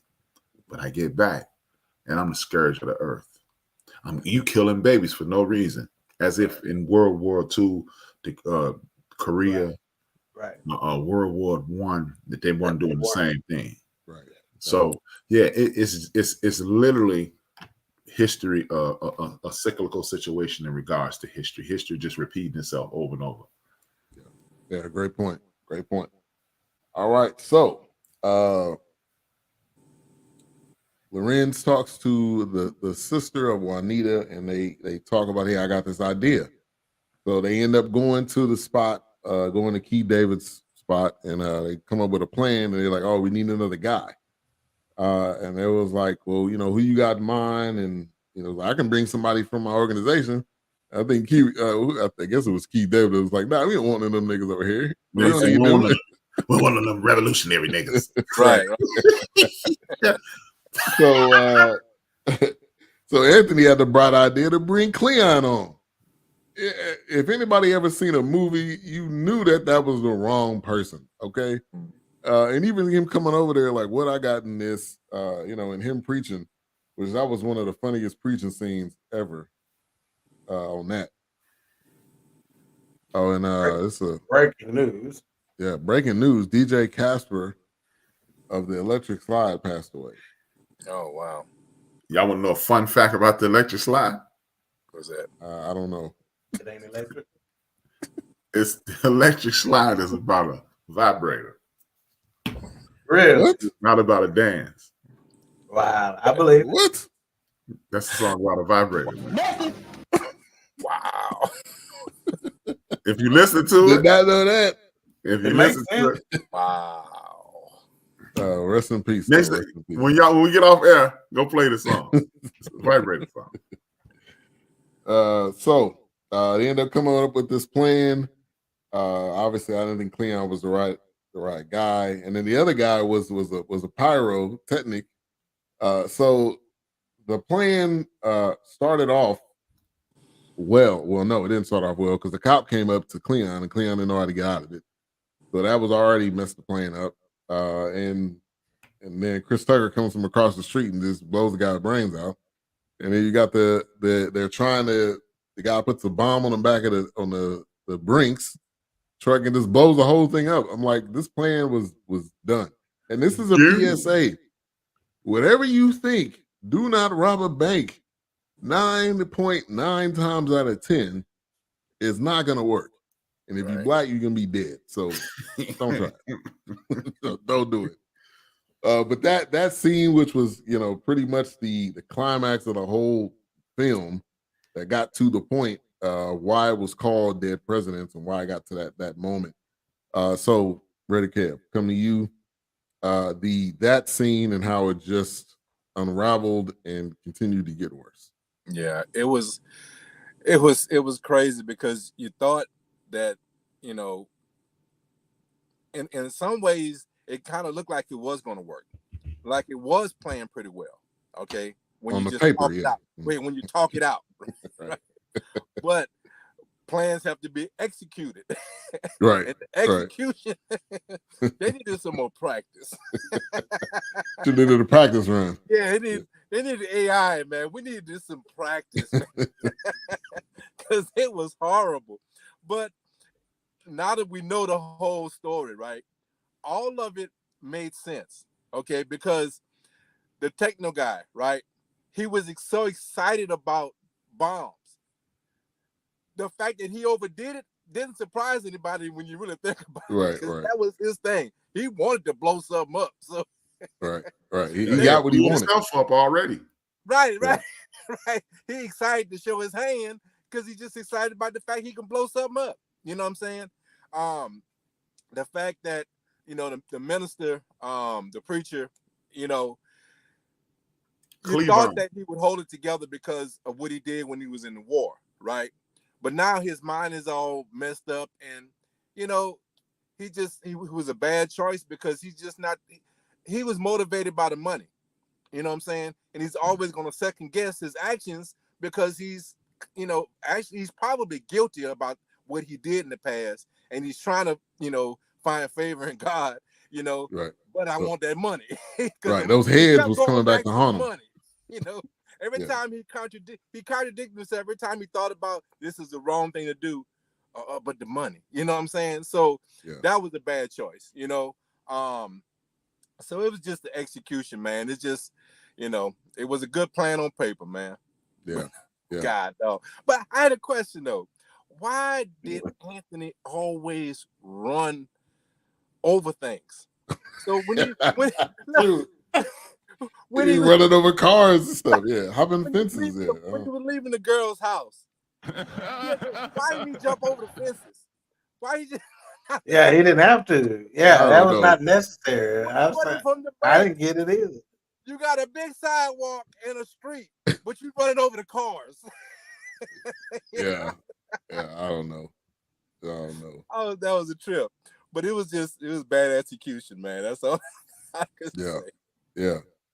All right, let's get to final thoughts and our mic rating as we get ready to wrap it up. Keisha said, unfortunately, a lot of people like to use the easy way out instead of doing something legal to get money. Sadly, some people just don't want to work, whether they can get a job or not. Yeah, there's people and hacking people all day. And there are some talented crooks out there, man. They are smart. They're inventive. But they won't. They don't want to do it with no legal shit for some reason. Right. All right. So, Doc, we come to you. Final thoughts and mic rating. Before I do that, real quick, Chris. So the group, the sister died. She was shot on the scene. Done. Chris Tucker overdosed. Cleon was buying cars and suits, and he ended up being the snitch and had everybody locked up. And Anthony got 15 to life. Now, I don't know what happened to Keith David. I'm assuming he probably got something somewhere close to that, but they never said what he ended up getting. But almost over anyway. Yeah. All right. Final thoughts. He had one leg. He said his life was all over. Now, at that time, he was probably 50. He said his life was almost. And he only had one leg anyway, so it don't really matter. No, as folks have mentioned, dead presidents, I think, really is underrated to a certain extent in our community. I don't think we give it as much love and credit as it deserves. Now, when we watch it, we do, because we're reminded of it, but for some reason, it isn't, talked about as much as some of the other films in our community. But I think this one's underrated. Just in the mic rating situation, I'll go over what IMDb, they gave it 6.9 out of 10. Rotten Tomatoes only gave it 49%, but Google scored it at 86%. And that's us. That's the black people. That's right. Yeah. And for me, I started off at a 4 mics before the review, but when the other brothers pointed out some other stuff that I didn't pick up on, I raised that to a 4.5. I don't think it quite meets 5 mics, but I think it is a 4.5 micer for sure. Okay. All right. A-Trap, we come to you. 5 before, 5 after. One of my favorite films. Love it. All right. We're gonna come to our guests. RaiderKev. Well, when when you first asked me to review the movie, I initially thoughts were 4.5. Based on what I had seen and what I remembered from watching it in the past, I was saying, okay, that's gonna be a 4.5, easy, right? Then in retrospect, when I watched the movie and started realizing how so many movies was built off of this movie. Don't mention about the comedy. Chris Tucker. We talked about Pinky. His character. Kind of. I ain't gonna say carried over, but I'm just saying that type of person was in Friday. And the whole the mindset of how the government or I ain't gonna say the government, but the powers to be control us so well, and there's such a strong effort to control us, and that consciousness, I think, was built in this. There were so many messages in this movie that helped build those other movies. Now, whether you did it directly or indirectly, it doesn't matter. But when I thought about that, I said, you know what? This is a 5. Because it meant so much, and it was so much to build on later on down the road with other movies. So I gave it a 5. It's always been one of my favorite movies, but after watching it again, and I'm so glad you guys asked me to review this, definitely gave it a 5. All right. Billy, it says no nudity. It would have been 5 months. he said 4.5. For me, and another movie which we kind of been saying it, but Set It Off is another one. Right. Now, just that end portion of it, but Set It Off was definitely, I think, inspired by this too. But I had a 5 initially, and I'm gonna give it a 5. Man, I felt like this is a classic. This is one of those where I would just buy the DVD just to have it. I got the Coming to America DVD. I don't have a DVD player. I probably never will in the future, but it's just one of those that I think you gotta have. And it was the acting. I didn't think I gave respect to the acting as far as Larenz Tate and Clifton Powell in that scene, and then Juanita and Lorenz in that scene. That was just I felt like it was great acting. Black cinema at its finest, and I think this is another reason as to why we do this show and the way that we do it and how we broke it down. And so yeah, it's definitely a 5 for me. So one of my favorite lines in the history of cinema is in this movie, and it's when when they went to Kirby's, and Chris Tucker was telling them that Cleavon and them was snitching. And Kirby leaned over in Chris Tucker's face. It's like, that's y'all's punk's motherfucking friend. yeah, that was funny. Exactly. Yeah. All right. So coming up next week and for the rest of August, we haven't really came up with a name necessarily, but it's going to be spiritual month for the rest of the month. So next week we'll be reviewing Remember Me, the Mahalia Jackson story. And then after that, we'll be doing Amazing Grace, and we'll think of something else to do that last. And then we're going to do Rep Mike. Yeah, we got to do that, man. We got to do Rep Mike. Yeah, man. What's the Amazing Grace situation?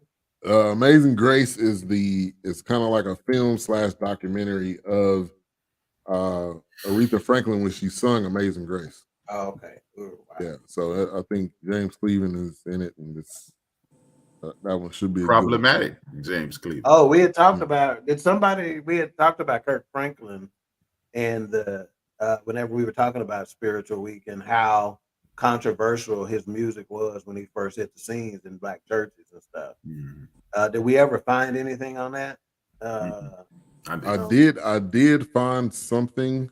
I have to keep looking and see if I can find it. But I think he did have some type of film. Because of Kirk Franklin's addiction, it was stuck together. Wow. Whoa. Awkward moment. All right, Theodore says awesome show forecast. Good seeing you, RaiderKev. Great show. We appreciate you guys. All right. It wasn't good for me. It wasn't good for you? Not seeing RaiderKev. Tomorrow on End of the Bench. Tomorrow on End of the Bench, I'm scrolling through my nose now. We talk about the money that's made off the community and how we have to reverse that. There are little, this stems from the Henrietta Lacks story. And our homeboy, Coach Prime, talk about the money that's made off them and how at some point we have to start looking at finance as a serious way to dig ourselves. Reparations is old. Me and RaiderKev have had hour-long, maybe even 2-hour-long conversations about this. And, we both agree, but we just come in different ways. But there's ways to offer reparations to ourselves. And I'm going to talk about that. And the future, ladies, this is about, I read the Future of America report. And it's not looking good for women in America and men as well, but primarily women. The jobs they're trying to do away with are primarily women opportunities. And I am going to offer some alternatives for young ladies, especially because just, AI and automation is doing away with a lot of jobs that women traditionally hold. It's not that these jobs are female centric, but they're talking about doing away with a third of the workforce. Wow. By 2030, this is not in the future. This ain't 20 years from now. As a matter of fact, me and my daughter before the show, that's why I was a little late tonight. Me and my daughter were sitting outside just talking about this because she's about to continue her education to get her master's. And I was like, look, don't get the master's. Go for this. And I'm going to give her some of those opportunities tomorrow because automation is the future. Automation is the future, and we have to do something about it. And this is the first time in the history of the country this is the first time in the history of our community in this country that is a gigantic shift in employment. And we know about it now. We usually find out about it around 2033, but we know 7 years in advance. So we actually have an opportunity to go, wait a minute, and then take a shift. If we take this shift, we could change the trajectory of the community. Yeah. And I'm gonna talk. Lately I've been talking a little sports, and I know RaiderKev like that. That's just, he's been telling me get back into sports. And I'm gonna talk about how these power conferences, and I'll talk about the hypocrisy of the NCAA. Oh yeah. Everybody, I carefully watched ESPN all weekend. They talk about how the Pac-10 is being dissolved, and they're gonna go to 4 power conferences. It's not gonna be Power 5 anymore. They're gonna go Power 4. Some people even saying Power 3. Everybody talked about the $50 million a year that the Big Ten conference is paying. Everybody talking about Apple Pay. Apple TV is offering $20 million for the Pac-10, and that's not enough. You know what? Nobody has said on any network. I watch Fox Sports. I use my ESPN, not ESPN radio. I use my satellite to listen to ESPN radio and everything. I've not heard one word about academia. The whole trope for the NCAA has been the student athlete. Everybody talk about NIL. Everybody talk about traveling conditions. Everybody talk about conferences. Everybody talk about schools getting paid $50 million a year by a specific network. Not one word about academia. Not one word about, even though it is easy, it's easily done now with online courses, but not one word about when the University of Maryland plays UCLA at UCLA, because they're in the Big Ten now. They're going to need travel time, or how you going to study, and what are tutors going to come in, and when you going to have time to study. You are a student athlete after all. Yeah, that ain't been about education in a long time. They just done stop lying about it. No, actually, they still. That's the thing, dog. They still telling the student lie. Yeah, they still telling the student. I guess that's why I done missed it, because I don't pay attention when they start talking about the student athlete stuff, because I know it ain't never been about that. Yeah, it ain't never been about that, and everybody's talking about that. And there's also an opportunity for HBCUs to make a power move with Apple TV or something of that nature, because if they take that Pac-12, I'll talk about it tomorrow. If they take that Pac-12 money, it could be a game changer. So I'm going to talk about that. And I know people like RaiderKev, get off my back. I'm back on sports, man. Good. All right. Tomorrow on Queen, 3 and King, will we get the premiere of the new producer? We will not. Matter of fact, the producer has got to go through some more training and whatnot. So when she hit the ground, she can hit the ground running. And the first show she does, which will be not this Tuesday, but the one after, will be her own topic, her own everything. So she is getting thrown to the proverbial wolves. So a Queen, 3 and King tomorrow, but you do not want to miss the next episode when we have a producer. All right. And that is Lakia Patterson, who is coming aboard as the producer of Queen, 3 and King. So make sure to check out The End of the Bench tomorrow at 6 p.m. Central. You can find that podcast. And thank you, RaiderKev, for coming on tonight. We appreciate it. This will definitely won't be the last. It was fun, my man. I appreciate it. Not for me. Yeah. It was horrible for me. You lying. You lying. You sent me 4 messages just while we was on there, so I already know. I only did 3. All right, well, go ahead and close this out, A-Trap. As usual, to quote the great Reggie O'Shea, I always say, dream your dreams and man up and woman up and live your dreams, because life without dreams flows in black and white, and life with dreams flows in Technicolor surround sound. And because it's the 7th of the month, that means I paid my rent and I'm broke. So if I owe you something, I ain't got it. And if you need it, get it from God. Him upstairs. Peace.